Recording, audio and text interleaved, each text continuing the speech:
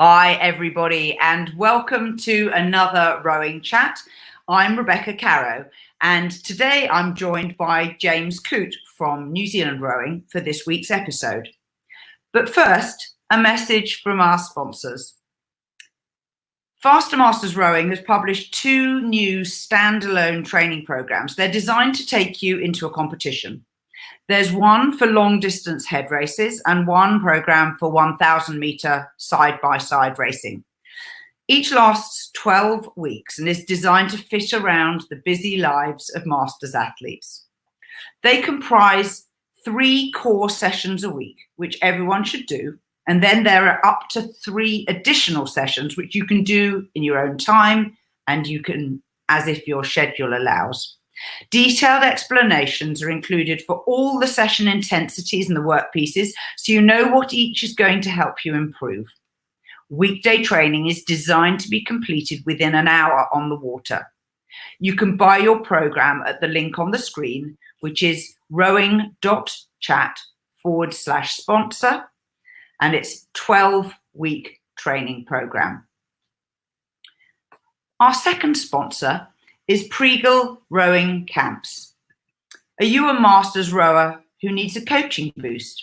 Many Masters don't get regular coaching, and you can learn to row faster at the Preagle Rowing Camps. These camps offer coaching by experienced world-class coaches working in a small group, so you're guaranteed to get personalised recommendations.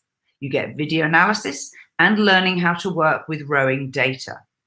The training and competition is in new Wintec and fluid design boats, and you'll be rowing on a quiet 3-kilometre long lake in Brno, which is not far from Prague or Vienna in the Czech Republic. The first camp's in July 2020, and it can be combined with competing in one of the strongest and largest Masters regattas in Europe. It's called the Open Czech Masters Regatta.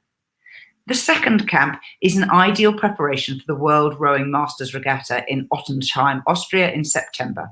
There's more information at preaglerowing.com/rowing chat or on the Rowing Chat sponsors page on our website. Please do check out and support our sponsors because they are what enables us to bring you the show. Now, let me welcome James Coote. James, welcome to your first ever rowing chat. Thanks, Rebecca. Nice to be here. Hi, everyone. James, tell everyone a little bit about yourself and your personal background in rowing. So I'm a rowing coach with New Zealand Rowing, based down at Karapiro.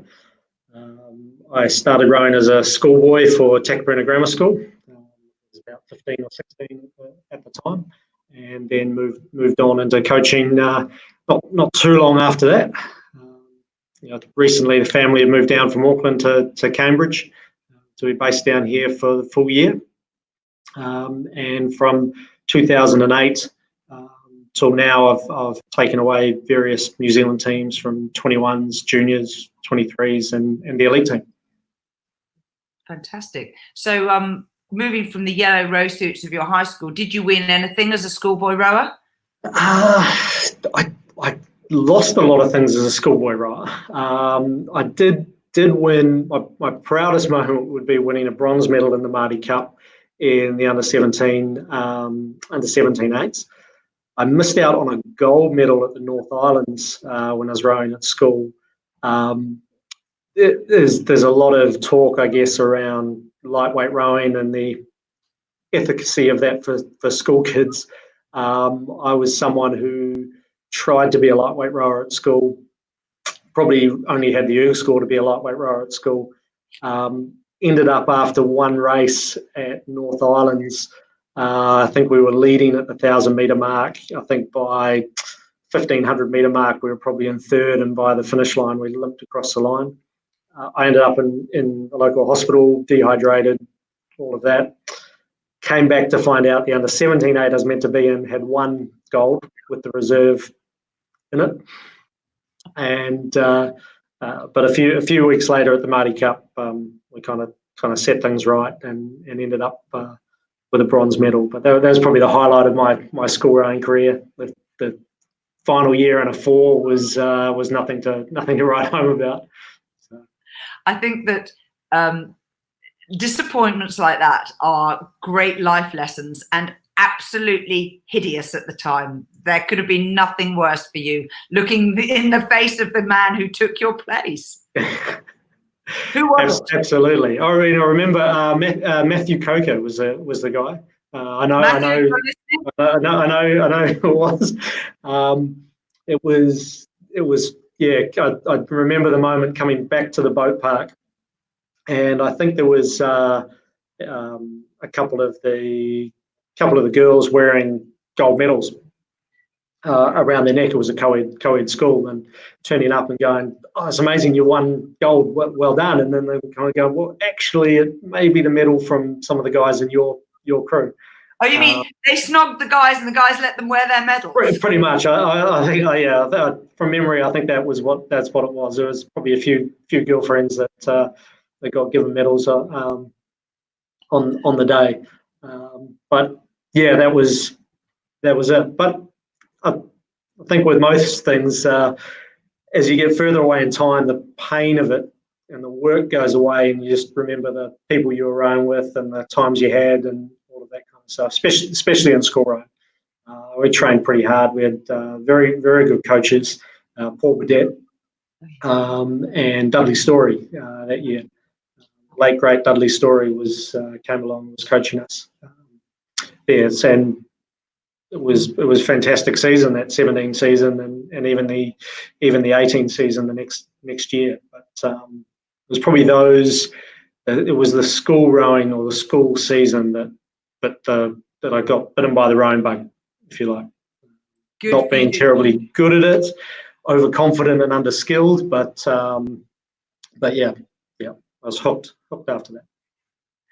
And you mentioned that quite soon after leaving school, you got started in coaching. Did you go to university? How did that come about?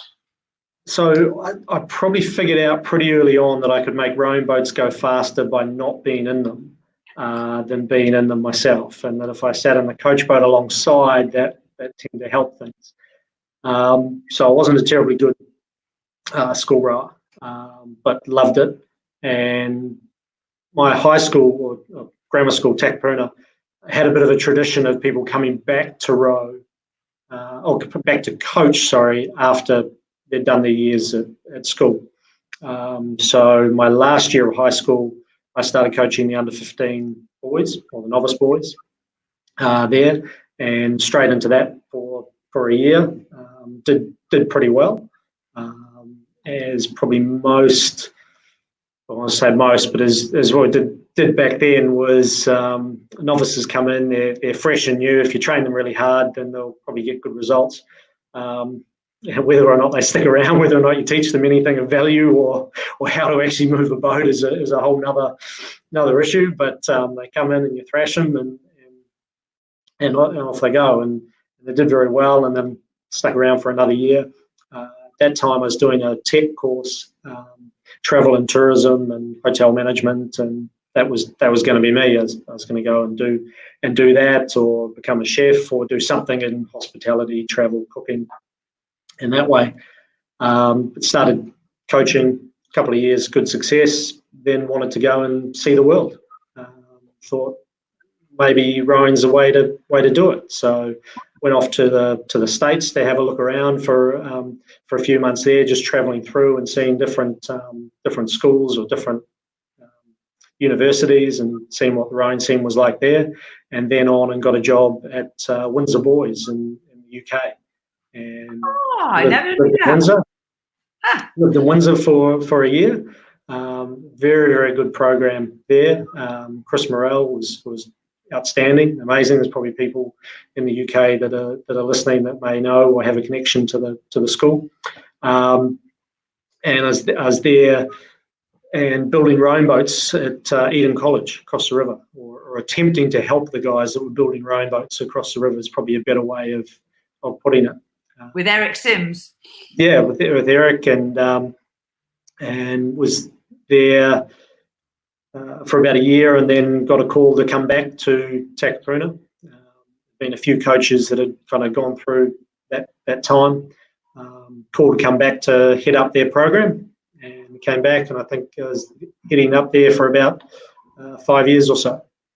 But it was over that time in the UK that I thought I want to get serious about coaching, and not being an international rower, not being an elite rower. I better learn how to coach and learn the skill or the craft of it, if you like.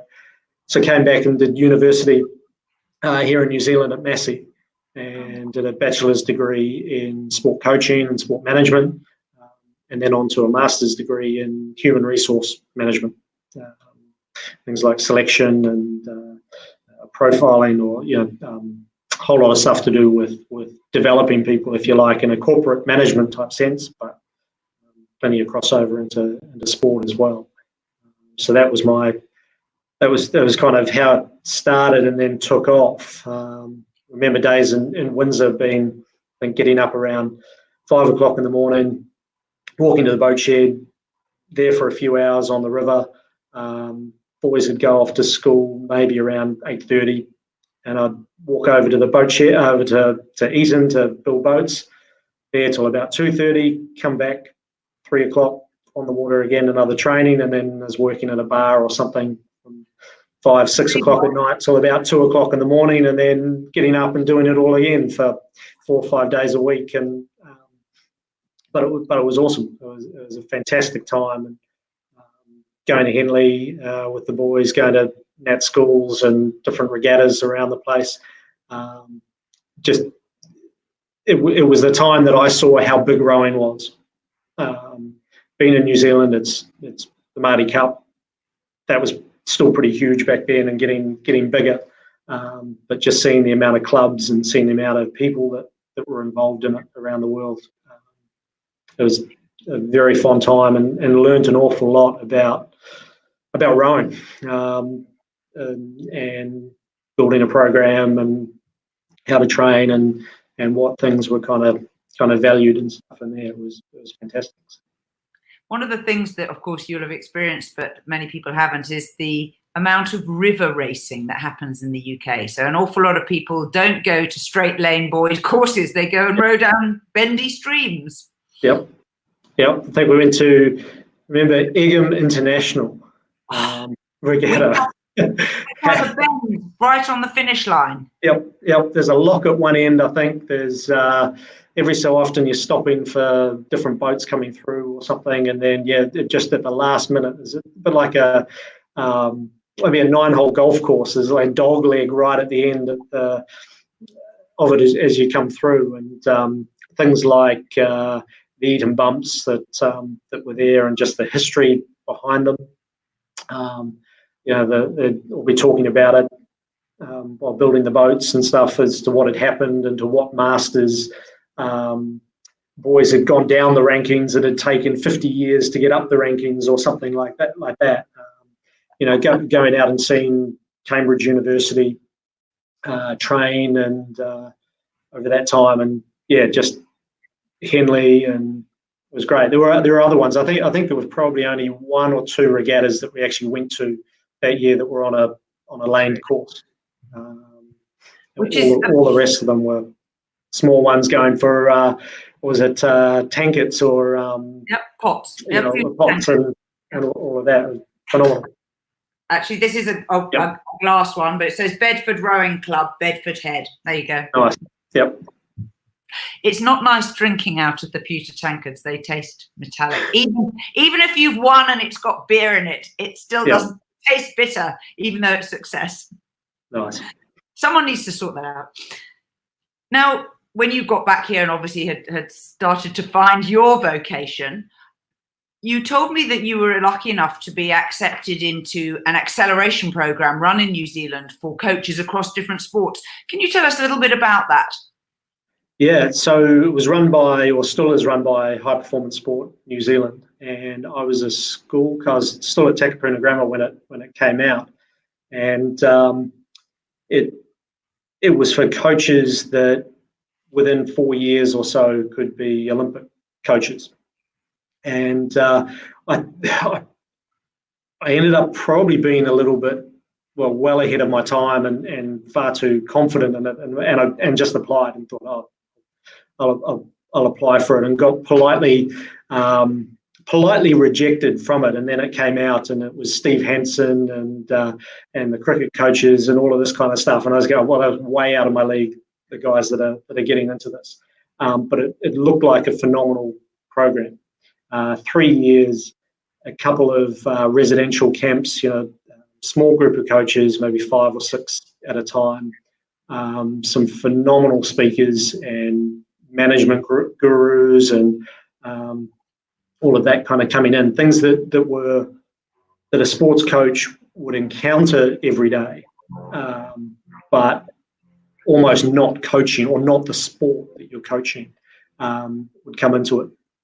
And so a few years went by, and then got asked from rowing to apply again, and got in.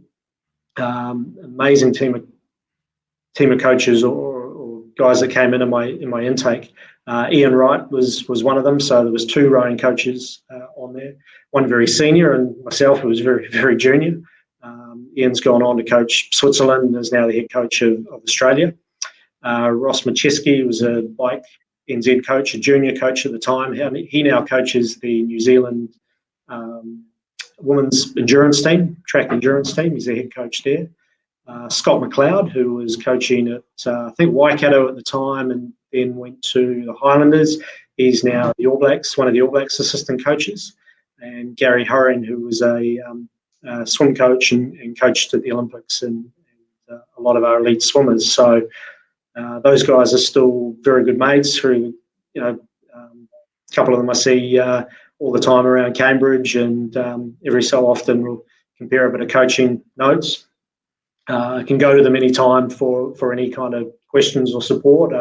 Even Ian, who's in Australia and I guess technically a competitor, there's a lot of stuff that was shared on those camps around trying to be a better coach, trying to deal with certain things.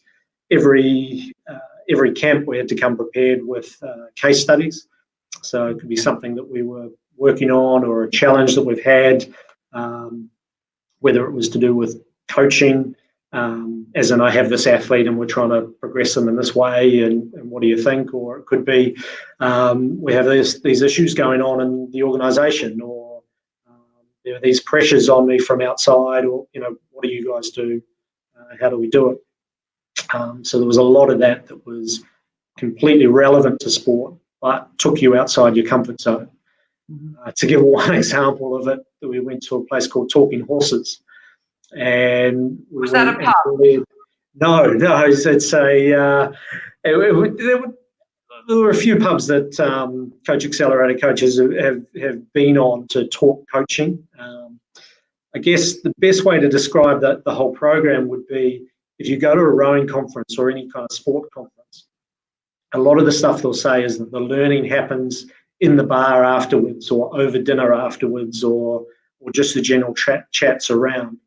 If you imagine a 3-year program of 3 and 4 week-long camps each year, where it's just that conversation, that level of conversation you have after the speaker, in the bar, over dinner, talking about things around it. It's that for 3 years, and it's brilliant. But the horses, we were in Kapiti Coast, just out of Wellington, on a stable stud farm type place, with a horse whisperer, someone who trains or I guess retrains maybe elite horses, racing horses, thoroughbred horses, and suddenly leading these horses around and trying to get them to do things and all of that.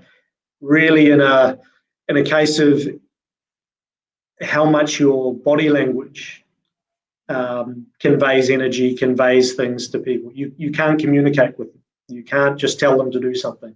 You can't reach them forward. Is that what you're saying? Yeah. And they don't have breaks. Yeah, it's all the other levels of communication of the art of coaching that you go and experience, and it's things like that initially when you do it, you kind of like, well, I can't see how this fits in. What the hell are we doing?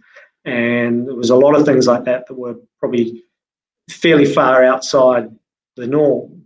but it's only when a year later, 2 years later, 3 years later down the track where you're going, I'm using this stuff every day. And I'm glad I've got a grounding in it and I've got an understanding of it. And so, I mean, it's professional development turned up.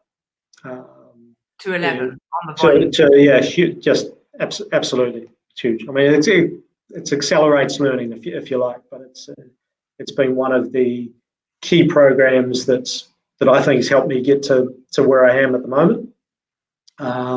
It's also probably a key thing that's kept me coaching as well. There were, not to get too dark on things, there were some times where things weren't going well in coaching, and probably started off like, I won't talk for every young coach, but I mean, when I started off, if the crew was going well, I was a good coach, I was a good person, I was a good guy. If they weren't going well, I wasn't. And I rode the ups and downs of even, I mean, I look back now and shake my head at it, but even of under 15, under 16, under 17-year-old athletes, you're going, if they go well and win today, I'm great. If they don't, I'm crap, basically. They're extremely personal, and that doesn't bring out the best in people. No, it's not the best side that comes out, and it's not the best for yourself or your family or your partners or all of that. So there was a time where I was ready to go. I just walk away. I'm just not any good at this. I shouldn't be doing it. Not in a great place. And it was through some of the skills, some of the things that I've learned, or the support from the other guys on the program that meant that I could stay around or find a way through this. And I actually ended up writing down a list of all the things. It was odd. I was on a holiday in Italy with my wife after an under-23 campaign. It was a great campaign. The end result wasn't all that flash. Should have been really happy, wasn't at all. And was sitting there going, we're in Cinque Terre or something, on this amazing coast. And here's old sad sack here, reliving different things and what he could have done around rowing, right? And ended up writing down a list of all the things I'd do if I wasn't a rowing coach. And it kind of clicked through there. It was things like, I love photography, right? Maybe I could be a photographer. I love cooking. Maybe I go back and be a chef or something with hotels or this kind of stuff. And then putting in place some of the things that I'd learned or getting a bit of perspective on it. So then they're going, why can't I do all these things as well? I can coach and I can go take photos in the weekend. I can take travel stuff. I can go and I can cook nice meat, all of the things to be able to get perspective, to be able to do things that give me energy, that fill me up, to be able to then perform as a coach, to do my job as well as the athletes do, or attempt to do my job, at least with the same level of drive and planning and effort that they put in. I needed, for me, to be prepared for that. I needed to have good balance in my life and all of that kind of stuff. And so if it wasn't for a program like this, I don't think I would have seen it, or else I wouldn't have seen it as quickly or as much. So I'm very grateful to Alex and to High Performance Sport and to the other guys on the program to be able to do what I do. And I think I'm much better, not just a much better coach, but hopefully just a better husband as well, better person to be around because of it. So, yeah. So that's fascinating, and thank you for the deep insights, particularly that horse swimming is great. Now, given all of that, let's go back to coaching rowing. What is your particular focus? Because there are coaches who, are deeply into one particular thing or another. Do you have something that's your hallmark? I'd almost like to say no, in a sense that for me it's about trying to integrate as many different things as possible. I mean, I love technology. I love rigging. I try and keep abreast of those sorts of things. Trying to be as innovative with them as I can. Technique, I don't consider myself to be a terribly good technical coach. Not having rowed at the level or have a great nuance and skill of it. There's some incredible ex-rowers who have that sight and that touch and all of that. I mean, Robin Williams as a lightweight rower and then a phenomenal coach coming in. I mean, the guy just seems to know exactly what's going on in the boat. I don't have that, so I tend to say maybe a bit more of a technical influencer, if you like. For me, the conversations I have on land before and after sessions much more valuable. Get at it. I'm looking for the one thing that'll make a difference, the big rocks that we can change to go, because I think people move how they move. I think there's a genetic component to a rowing stroke for an athlete, and playing around with that too much is maybe you get a good look, but it doesn't always become effective. So my technique or anything I'm trying to push or influence or change with athletes comes down to what's the most effective thing we can do to move the boat faster. May not always be the prettiest thing, it may not always be the thing that looks best, but at the end of the day, it's not dressage. Certainly the level of training that we have to do is something that I would push or try not to compromise on at all. Rowing takes a phenomenal amount of work, especially at the elite level, to be able to drive yourself onwards and make change and get athletes to adapt who are already highly trained, who are already very strong, who are already very skilled. It takes an awful lot to move them on from that point. But for me, it's about trying to integrate as many different things as I can. I don't see anything as potentially not important. What they eat, when they eat, the fueling they put into it directly links to how much energy they've got to be able to push themselves in training. The prehab work they do, the warm-up work they do, and keep them in the boat for longer. The gym work they do, the stronger they are, the more robust they are. And then some, I guess, call them big rocks, some things that we have to do in the boat. The length of stroke, the drive speed, the pressure that's on there, all of the things that are effective in it.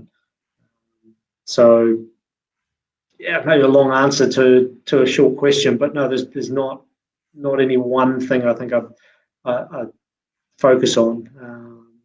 The crews would probably say something different. I'm sure if they were sitting here, they'd say he's always harping on about this, or it's always this, or it's never that.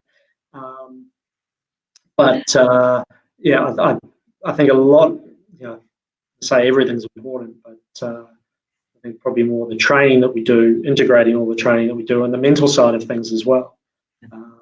It's probably something to try and set up as much as I can, as many different situations or scenarios or pacing partners for them to do, because I think technique tends to be pretty robust with elite rowers. You see them every day, you can tell the changes that they go through and when they're rowing well or not so well. But it tends to be pretty robust. People move how they move. And so more interested in how they do that under pressure, whether with crews next to them or at the end of a long row or up and down the rates or whatever, than trying to get any one drill perfect or any bit of paddling at 20 perfect or something like that. So obviously marginal gains is I suppose a reasonably good summary of your overriding approach, in that you consider everything, and small gains in lots of different places can lead to a big change. What can club rowers and club coaches use? Where can they look to find the sort of marginal gains that will help them in their training? Firstly, I'll probably say don't worry about marginal gains. I think while I look at everything, I've got time to look at everything. Time with the athletes, time in the week and all of that kind of stuff. But I'd even say for myself, I'm not really interested in a 1% gain if I can get a 5% gain somewhere else. Or if there are things they can do that can move it on a lot further. So for club ones, I would say you're looking for the low-hanging fruit and you're looking for the for the big rocks that you can influence. You'll be far better off, if you like, working on the intensity that you're rowing at and being, diligent about that or intentional about that. If you're going out to do a steady state row at a given intensity, that you know that you're actually at that, not going above it, not going below it. If you're in the gym and you might go to the gym a couple of times a week, well, are you actually moving on in what you're lifting? Have you set goals that are going to get you to where you want to go? It's amazing how many athletes have found, whether it be at school level or high school, university, club, whatever, even elite rowers that will go, I want to get stronger, for example. And you're like, okay, so what are you lifting at the moment? Where are you trying to get to? Oh, I'm not really sure. I just want to get stronger. Well, there's some low-hanging fruit there. There's some stuff that you can grab and move on. Worrying about whether or not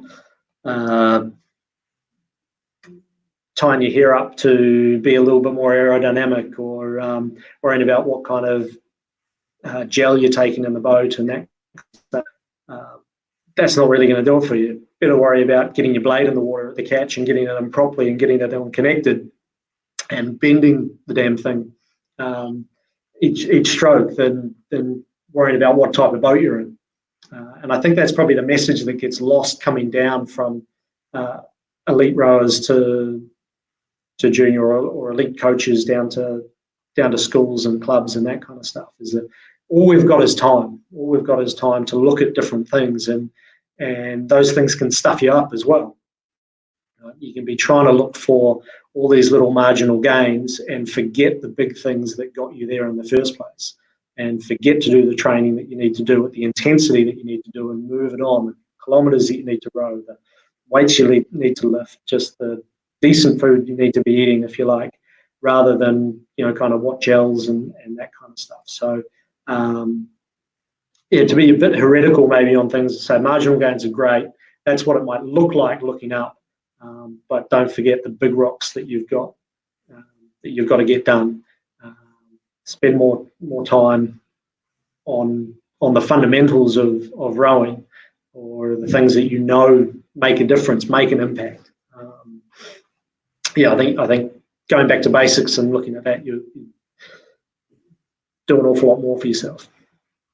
Well, that's great advice. And of course, as everyone knows, there really are very few trade secrets in rowing nowadays. We all pretty much know the same thing.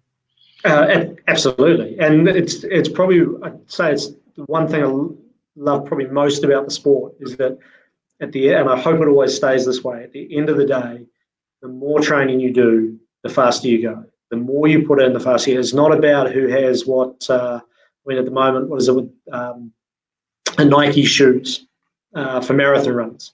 Oh yeah. And all the Adidas ones can't use them or whatever, or the Speedo swimming togs and that kind of stuff. I hope it doesn't go that way. I think it's great that we keep moving and get faster boats and better carbon and lighter stuff, and people innovate in that space.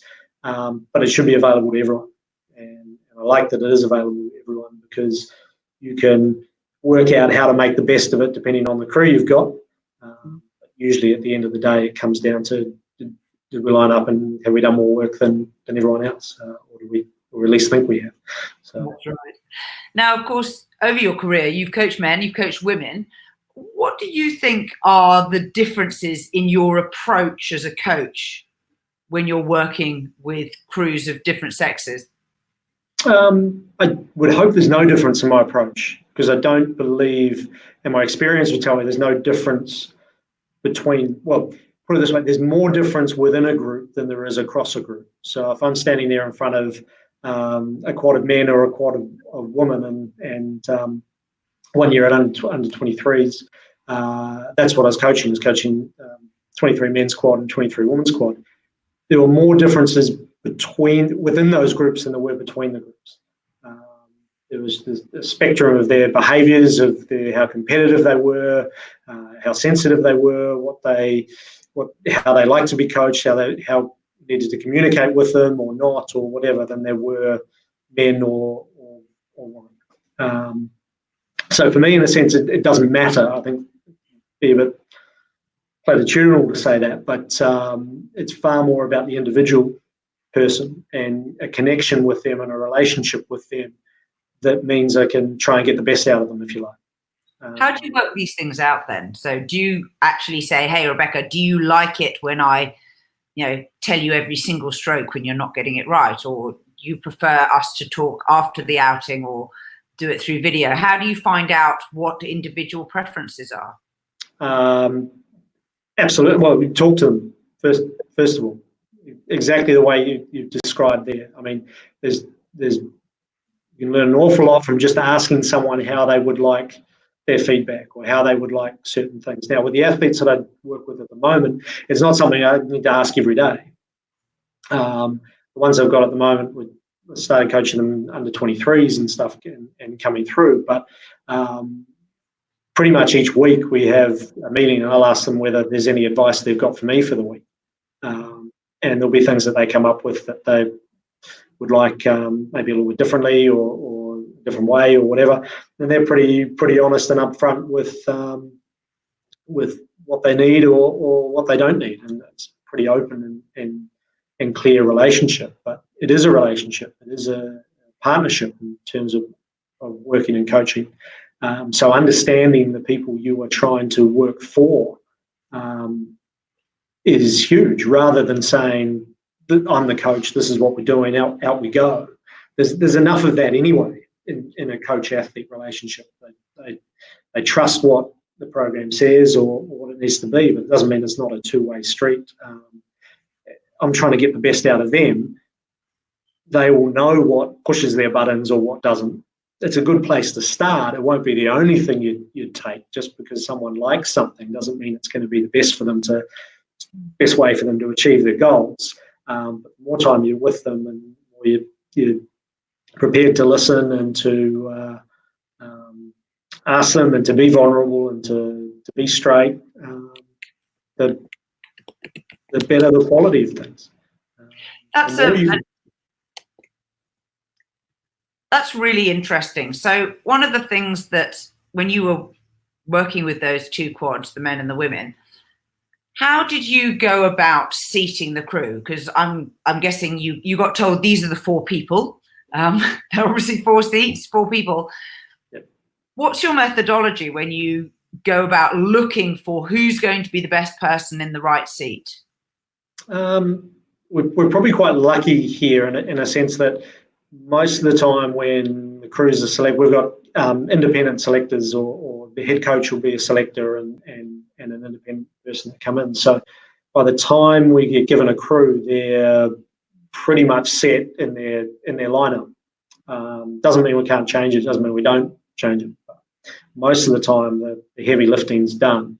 The reasons I would change a crew, or the first thing I'd look for, would be rhythm from the stroke seat. So who's setting up a rhythm, either a length or a timing or something that suits the class of boat that they're in. I mean, that can be different from a double to a quad or a 4 to an 8 or a pair to an 8. But who's moving in the stroke seat? Then probably the next one would be who's the best person in the ear of that person. This might sound a little bit odd, but who's the best person to be communicating with that stroke, especially in a copsless boat. So you set someone up in stroke seat who's got a very good rhythm, and then in 3 seat might be your better rower, for example, not just because it's 3 seat and technically they're the best, but they might be someone who can do the job, but also coach, encourage, push on, push the right buttons in the stroke seat. So that combination is very important. And I guess it's something that, because recently coached a lot of doubles, it's something that seems quite natural to me as a working partnership. Looking for someone who sets a good rhythm in stroke seat, and then someone who can push or control it and get the best out of that person from the bow. Two in bow in a quad or further down the boat depends on the look of the crew. I mean, it's a very hard seat to row in bow seat, to be able to get in, get on, moves up and down more. The pitch of the boat is more in a quad. But some boats it doesn't matter. So maybe the way I was taught, power in the middle of the boat, skill at each end. But I'm probably looking more for the communication between the athletes, how well the rhythm gets passed back down the boat. That's where I'd start looking at it. But, may in a way be a little bit like art too, in the sense of I don't know anything about it, but I know what I like. And I think if you're open to moving people around, and the crew will tell you too. I mean, they've got to go to work at the end of the day. They've got to push off. They've got to be able to work. And if it works a certain way, whether it looks great or not, doesn't matter. You know, we shouldn't be too wedded to what the role is or what the job is of anything of anyone in anyone's seat. I don't believe, but I don't tend to coach much bigger boats too. But far more better that they all feel they're in a position or in a seat that they can contribute to the boat and do well in it, rather than any particular model or view on it. Yeah. Now, in New Zealand, you mentioned that you have selectors. How does the international crew get pulled from the ranks? Right. So we have summer squad.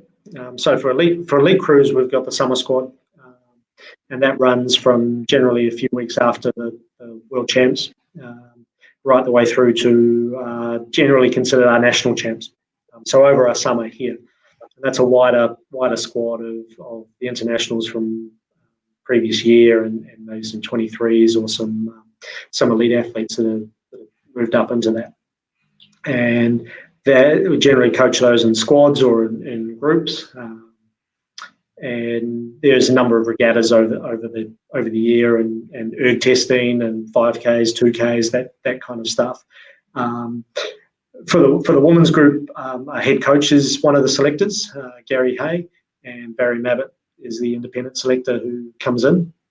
For me, it's great. I'm not a selector. That might be a bit odd for some rowing coaches and stuff around the world, but that's not my job. I get asked and will provide input on what my thoughts are, but my job's to coach the athletes and coach the crews, and it is a separate job, I think, to then select them. And some people are able to do both, and good on them. For me, I'd prefer just to coach. We then have, so through those regattas, there might be some seat racing in between times within a squad.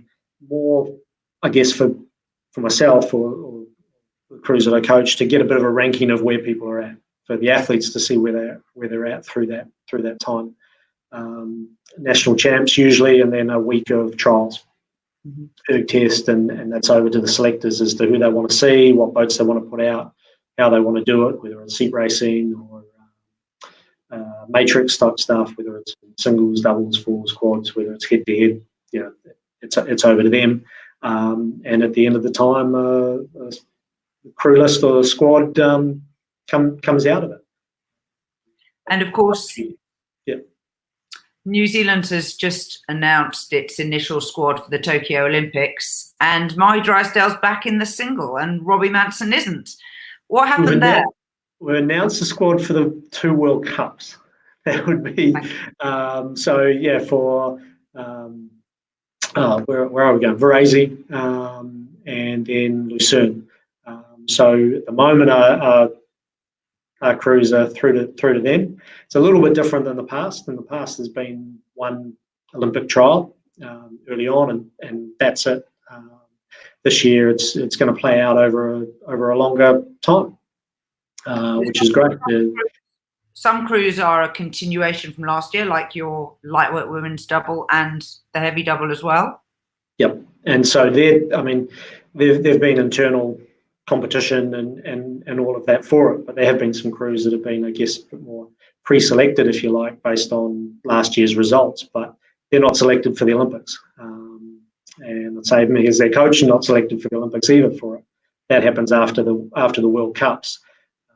I guess the benefit for us is that we can go away and race internationally, and really that's our selection, if you like, to be able to go and prove that we're still on the pace or setting the pace, or things are still going to plan. And if not, there'll be another trial afterwards.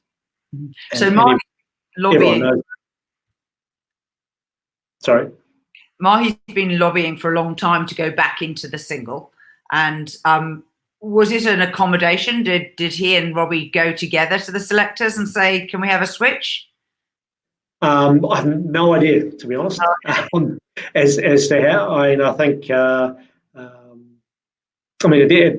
at the end of the day, and this is no secret or anything, everyone saw the cruise in 2016. I think Chris and Robbie were double in 2016, and Mahi was in the single. And I think it's probably more serendipity as to how that's worked out, and to where individual athletes want to be or feel they can get the best out of themselves or their crews. I'm not sure of what the motivations are for any of them, other than everyone wanting to try and do the very best they can at the Olympics. But I don't think anything, in a sense, nothing is locked in for Olympics, because nothing's been selected past that third World Cup yet, and it's really all down to the whole team to prove what boats should go. So New Zealand goes to the second and third World Cups. They don't do the first one. Is that right? Yep, that's right. We'll just be second and third World Cup. Don't think for a long time we've ever gone to the first World Cup. Because they're usually in Europe, aren't they? They're in Europe. It's a long time away, a long time to go. And I think we've seen crews previously when the World Cups were in Sydney. I think for 2 years the first World Cup was down in Sydney, and that's easy. It's across Tasman. We'll go to that. But it is a long way to go, and a long time to be away if we try and go to everything. So New Zealand's got a few crews that have booked their places for the Tokyo Olympics based on last year's World Championships results, and a couple that have not. What's the situation with those crews? So those crews, the intention is to go to the third World Cup, the qualifying regatta. So those are combined?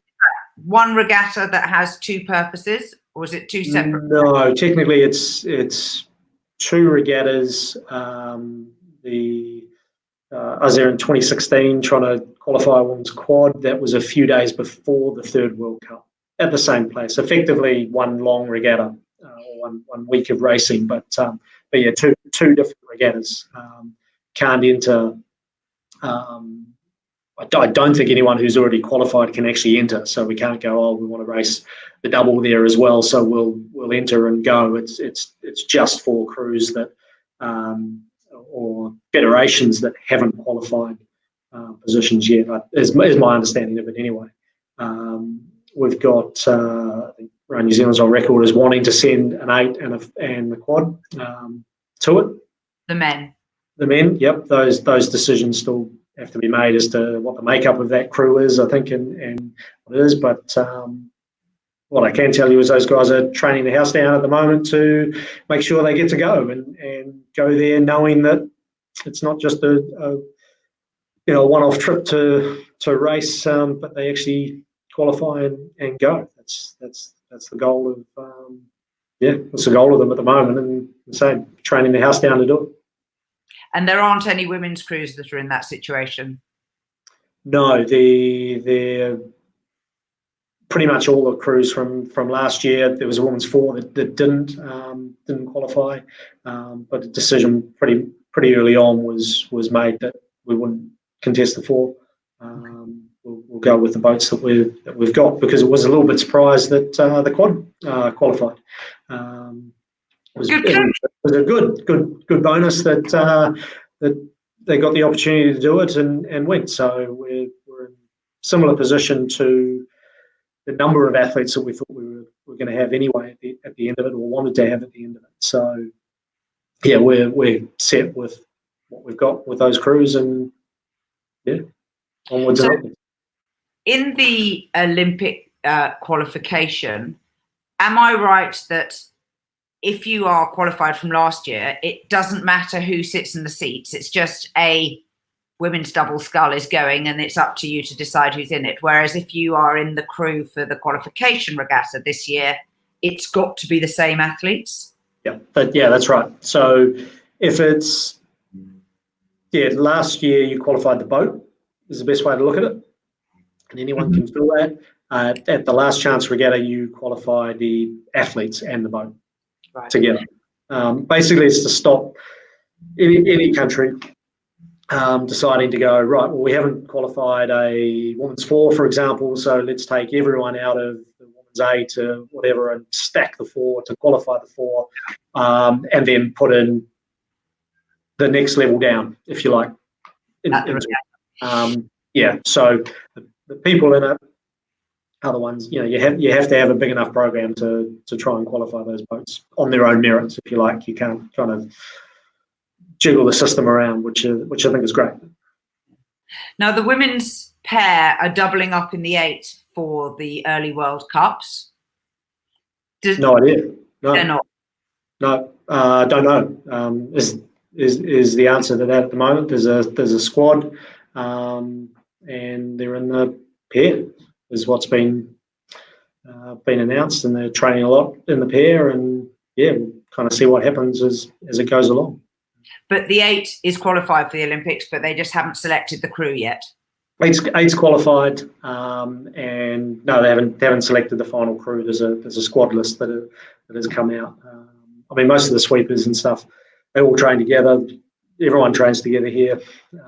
It's probably one of the strengths of our program. But no, at the moment, the pair's out training, the 8's out training, and doubles are out training, and all of that. So there's a lot of racing to get through before we look too far ahead. Yeah. Now, a last bit of speculation: coronavirus. I heard this week that the Formula One motorcar racing Chinese F1 champs has been cancelled, and that's scheduled for May. What happens when something as big as that is going on, and there's a global event like the Olympics? I mean, firstly, it's pretty horrific for the people that are involved and going through this at the moment. I mean, I guess we're lucky being reasonably unaffected by it in New Zealand at the moment, but certainly reports some of the places in China and the death tolls and stuff from there is quite sobering and quite horrific. So I hope kind of thoughts go out to those people and the authorities and stuff that are dealing with it. We haven't heard anything in terms of the Olympics and speculation that far down the track with it. It's probably a good move in the sense for the Formula One looking into it, because they're directly in some of the areas that are involved. But for us, it's got to play out a bit more, I think. We had similar things in Rio with Zika. Was a virus that were outbreaking it around the Olympic Games or before the Olympic Games. Our NZOC was outstanding in the information that we got. Rowing New Zealand were outstanding in the information that we got and the preparedness for that. On a positive note, didn't come to anything for the team, if you like. No one was affected by it, and all probability is probably going to be the same with this. Is that it's at the moment it's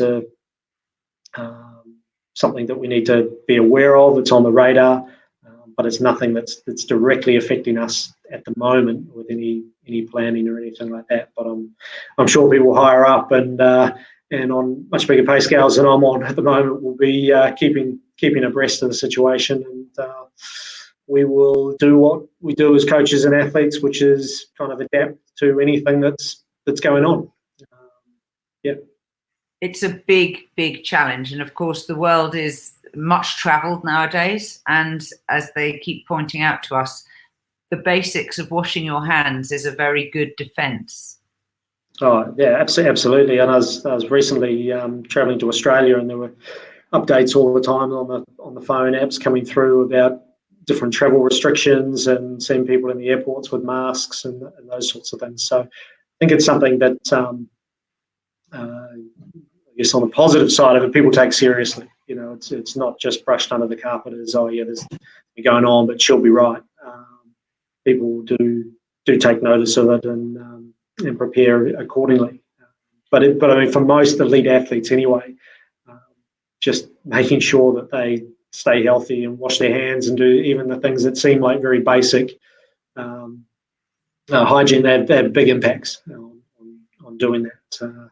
Around a lot of the training centres in New Zealand, including this one, there's little signs up that say germs cost medals, and that's absolutely right. You get sick at the wrong time, and that could be it. Whether it's something in terms of coronavirus or whether it's just a run-of-the-mill cold, they've got to be pretty vigilant and careful all the time anyway. That includes coaches and other support staff as well. It's a big push, I think, for every Olympics, or an important push for every Olympics, that everyone arrives healthy and fit and ready to perform no matter what task they are and or what level they are in the team. It strikes me that wearing a face mask is interesting insofar as if you do inhale air, the mask blocks the virus, you end up with a lot of viral particles on the outside of the mask. And what happens then? no idea. No idea. I don't know whether it's a good thing to do or it's a bad thing to do. But I think, as with most of these things, that sometimes anything can be better than nothing. Or at least the feeling of it. But I think the fact that people are taking it seriously is something that is a good thing. For sure. Wrapping up, do you have any advice for club coaches who may be listening to us today?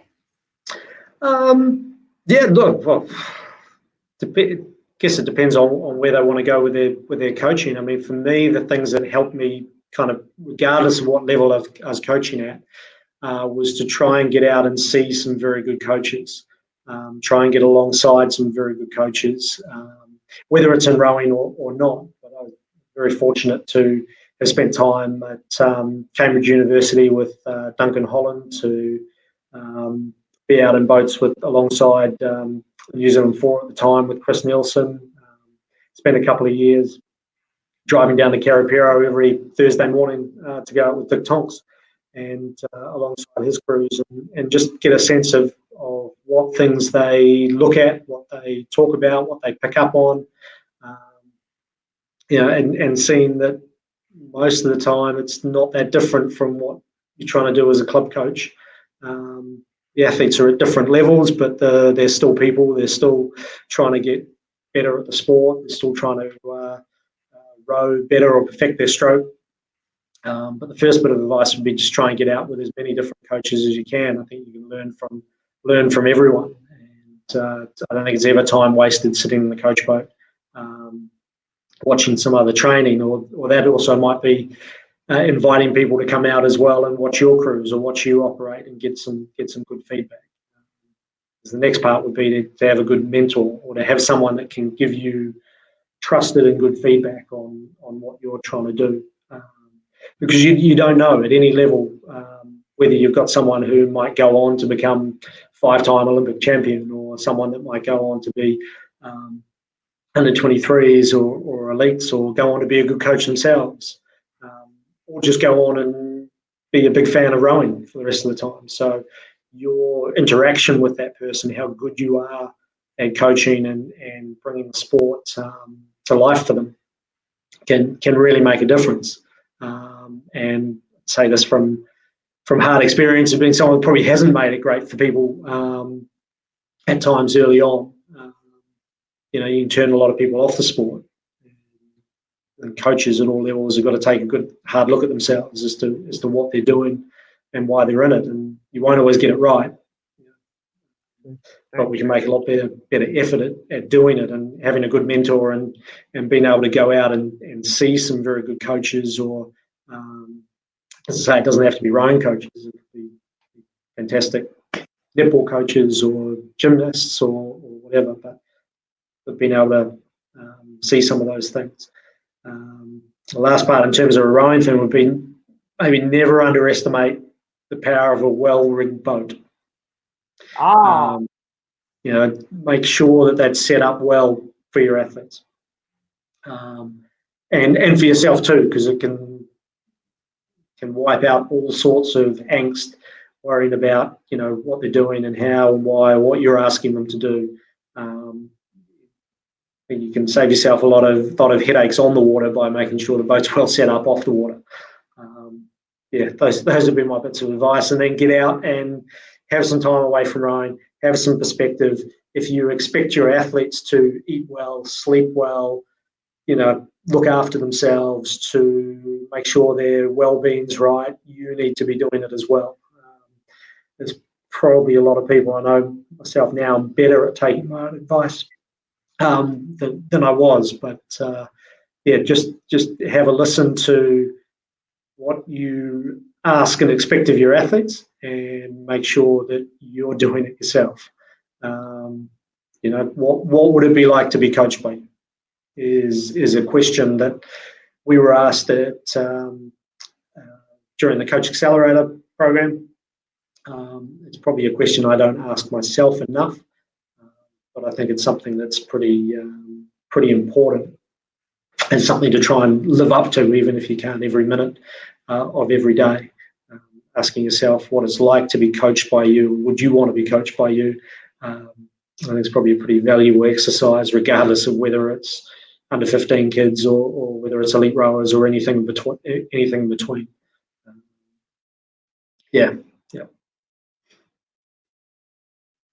And some superb suggestions there. Now, can you tell the listeners, if they want to connect with you or follow you online, where can they find you? Where can they find me? They're more than welcome to send me an email.